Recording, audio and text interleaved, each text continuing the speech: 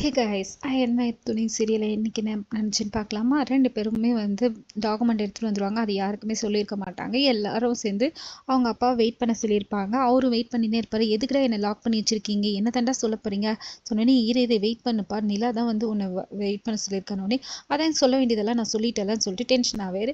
நீலாவும் சோழனும் வருவாங்க. வரும்போது ஃபேஸ் ஃபுல்லாக க்ளோவாகவே இருக்கும். சிரிச்சுக்கிட்டே வருவாங்க. வந்தவொடனே கேட்பா, என்னடா எதுக்குடா எல்லாரையும் வெயிட் பண்ண சொன்னீங்க, அப்பா கிட்ட எதுவும் சொல்லணும்னு சொன்னீங்க, என்ன நீங்கள் உங்கள் ரெண்டு பேர் முகத்துலையும் சந்தோஷம் தெரியுது, என்னாச்சுன்னு கேட்டோடனே சோழன் சொல்லுவாள், நீங்கள் என்னன்னு கெஸ் பண்ணுங்க பார்ப்போம்னு சொல்லிட்டு எல்லாருமே தப்பு தப்பாக கெஸ் பண்ணாங்க. ஒருவேளை வீட்டு பூட்டை உடச்சி போயிட்டீங்களோன்னு சொல்லிட்டு தப்பு தப்பாக கெஸ் பண்ணுவோன்னு, என்ன எல்லாரும் பாரு எப்படி சொல்கிறீங்கன்னு சொல்லிட்டு சரி இருங்கன்னு சொல்லிட்டு பத்திரத்தை காமிச்சோடனே எல்லாருக்கும் ஒன்றும் புரியாது. இது என்ன பத்திரம்னு பார்த்தீங்களானோடனே இதை பார்த்தோன்னே அவங்க அப்பாவுக்கு தெரிஞ்சிடும். இதாண்டா உயிலி, எங்கள் அப்பா எனக்காக எழுதி கொடுத்துன்னு சொல்லிட்டு நிலா சொல்லுவோம், ஆமாம் இதுதான் உயிலி, இது உங்கள் வீட்லேயே தான் இருந்துச்சு, அது கூட தெரியாமல் இவ்வளோ நாள் இருந்திருக்கீங்கன்னு சொல்லிட்டு அந்த பத்திரத்தில் தெளிவாக போட்டிருக்கு, இந்த வீடு வந்து மாமாவுக்கு தான் சொந்தம்னு சொல்லிட்டு, அதனால இதை வேற யாரும் பங்கு போட முடியாது சொன்னோம். அவரும் சொல்லுவார், ஆமாம் அப்போவே சொல்லிட்டாங்க, எங்கள் அண்ணனுக்கு அந்த வீடு, எங்கள் அக்காவுக்கு அது, இது எனக்கானதுன்னு சொல்லிட்டு எங்கள் அப்பா அப்போவே எழுதி வச்சிட்டாருன்னு சொன்னோன்னே, ஆமாம் இது இவ்வளோ நாளாக உங்கள் வீட்டில் தான் இருந்துக்குது, அது கூட தெரியாமல் நீங்கள் இருந்திருக்கீங்க, இதை வச்சுருந்தா பிரச்சனை அப்போவே முடிஞ்சிருக்கணும்னு எல்லாருக்கும் சந்தோஷம். பரவாயில்லப்பா, எப்படியோ கஷ்டப்பட்டு எடுத்து வந்துருப்பாக்கிற,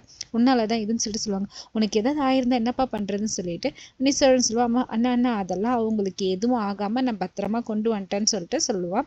இதை காமிச்சு போலீஸ்கிட்ட வந்து காமிப்பாங்க. காமிச்சிட்டு இங்கே பாருங்க இது எங்களுக்கானது தான் சொல்லிட்டு வீட்டை திறக்க சொல்லுவாங்க. இது போதுமா உங்களுக்குன்னு கேட்டோடனே போலீஸ் வேறு ஏற்கனவே ஆதாரம் இல்லை, அதனால நாங்கள் வீட்டை சீல் வச்சோம், இப்போதான் ஆதாரம் பேப்பர் கரெக்டாக காமிச்சிட்டிங்களே, இது போதும்னு அவங்க அண்ணனும் அக்காவும் ஒத்துக்கவே மாட்டாங்க. இல்லைங்க இதில் ஏதோ சதி இருக்குது, நீங்கள் இது பண்ணி பாருங்கள், இது ஒரு வேளை இவனுங்களே எழுதியிருப்பாங்கன்னொடனே ரிஜிஸ்டர் ஆஃபீஸ்லேயும் வந்துட்டு இல்லை இந்த வீடு வந்து இவர் பேரில் ரிஜிஸ்டர் ஆயிருக்குன்னு சொல்லிட்டு இது போதும், இது ஒரிஜினல் டாக்குமெண்ட்டு தான் சொல்லிட்டு சொல்லுவாங்க. இதை கேட்டவொடனே போலீஸ், இது உங்களுக்கு சொந்தமானது தான், இதுக்கப்புறம் இதை யாரும் வந்து இது பண்ண முடியாது சொல்லிட்டு 2 பேரையும் வந்து திட்டி, அவங்க மாமனார் வந்து திட்டி அனுப்பிட்டு, நிலாவோட மாமனார் திட்டி அனுப்பிடுவார். இதுக்கப்புறம் பேராசை பிடிச்சி போய் இந்த மாதிரி வராதிங்க, செத்திங்கன்னா நீங்கள் எதை எடுத்துகிட்டு போகிறீங்க, ஏன் இப்படி பேராசை பிடிச்சி போய் இருக்கிறீங்கன்னு சொல்லிட்டு ஒரு வழியே எல்லாரும் வீட்டுக்குள்ளே போயிடுவாங்க. வீட்டுக்குள்ளே போனோடனே சோழன், அப்பா மறுபடியும் இந்த வீட்டுக்கு வந்தது எவ்வளோ நிம்மதியாக இருக்கணும், எல்லாரும் அவனுக்கு பிடிச்சி கிண்டல் பண்ணுவாங்க, என்ன இந்த வீட்டை நீ என்னென்னலாம் சொல்லி இது பண்ணிட்டு இருந்தேன், இப்போ நானா இப்படி பேசுகிற, அந்த படுட்டி அடிக்கிறேன்னு சொல்லிட்டு, சரி இதுக்கப்புறம் இந்த வீட்டில் நம்ம என்ன வேணால் பண்ணலாம், யாரும் நம்மளை கேட்க முடியாது சொல்லிட்டு வீட்டில் ஃபுல்லாக ஆல்ட்ரேஷன் ஒர்க் பண்ண ஆரம்பிச்சிருவாங்க. இதை அவங்க அண்ணன் எட்டி பார்த்துட்டு இருப்பார். இதை பார்த்து எல்லாரும் இவரை வந்து கிண்டல் பண்ணுவாங்க, பாட்டை போடுறான்னு சொல்லிட்டு இவரை வச்சு உன்னால் ஒன்றும் பண்ண முடியாதுன்னு சொல்லிட்டு இவரை வச்சு ஃபுல்லாக கிண்டல் பண்ணி ஒரே ஃபன்னாக என்ஜாய் பண்ணுவாங்க. இதோட இன்னைக்கு எபிசோட் முடியுது. மறுபடியும் நாளைக்கு எபிசோடில் பார்க்கலாம். தேங்க்யூ.